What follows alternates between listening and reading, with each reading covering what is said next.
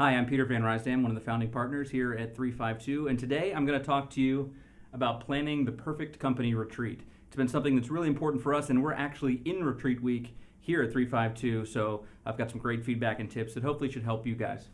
First, I want to talk about why we have retreats. It kind of seems obvious, but people think about retreats more like trust falls and things like that, and that's not really what I'm talking about here. So I'll tell you a little bit of story about history of why we got into them, and maybe that will explain why they're important. So we started here in Gainesville, Florida, and then our company expanded. We added an office in Atlanta, we added an office in Tampa. It became really difficult to get all those people together, and we actually went a few years where we never had everyone in the same room at one time. And we started to see some problems from that. I don't want to say things got adversarial, but it started to seem like people were kind of out on an island by themselves, and so bringing them back together at least once a year was something that was really important for us to get that teamwork and camaraderie back together. So that's kind of why we started.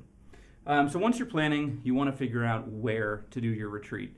I would recommend that you want to get off-site if possible. We've done our retreats before at hotel ballrooms, at a theater in town. There's lots of different options depending on the size of your company for where you can have your retreat. The reason why you want to get off-site is you want to pull people away from their computers, away from their phones.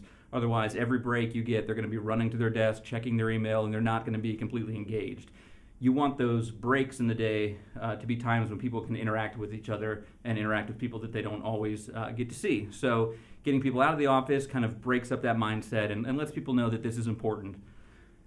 Next, we want to talk about who. Obviously, everyone in your company, but how are those people going to work together? So here at 352, we have people that work in different groups based on a lot of different things. So we have geography.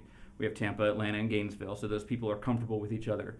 We have individual development teams that are made up designers and programmers and development team coordinators. They're obviously very comfortable with each other. And then we have the groups of designers, the groups of programmers, sales, marketing. Those people work together on a daily basis. So what we want to do when it comes time for the retreat is kind of break up those groups. So we want to take a designer from Atlanta and pair them with a salesperson from Tampa and a marketing person from Gainesville, for example, just to kind of break up those traditional groups that people are used to working in and start to kind of branch out and meet new people. And I've found personally that's been really helpful for me to meet people that I wouldn't have necessarily interacted with on a daily basis otherwise, because after the retreat's over, I found that I reach out to those people when I need them for help. So how, when you're actually doing the retreat, how do you want to make it happen? So a couple of tips that I have that have been effective for us that hopefully you can use as well. One of the first things is interaction. You want to get people up, out of their seats. This isn't just a lecture. You want to have people talking to the rest of the group and talking in smaller groups and on different group exercises. That's going to keep people from falling asleep and get them really engaged and into the message. A great way to do that is to hire an outside moderator.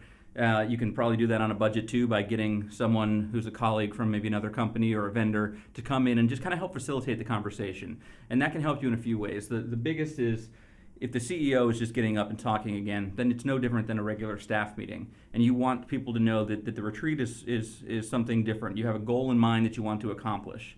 So by bringing in a moderator, you're maybe able to lead the conversation down paths that it wouldn't have taken otherwise, and people are a little more comfortable because it's not the CEO and you're voicing concerns directly to the person in charge.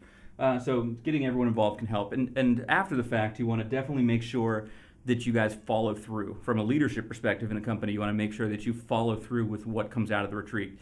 Next year, people will take it much more seriously if they know that last year, all these different things came as a result of the retreat, so definitely follow through.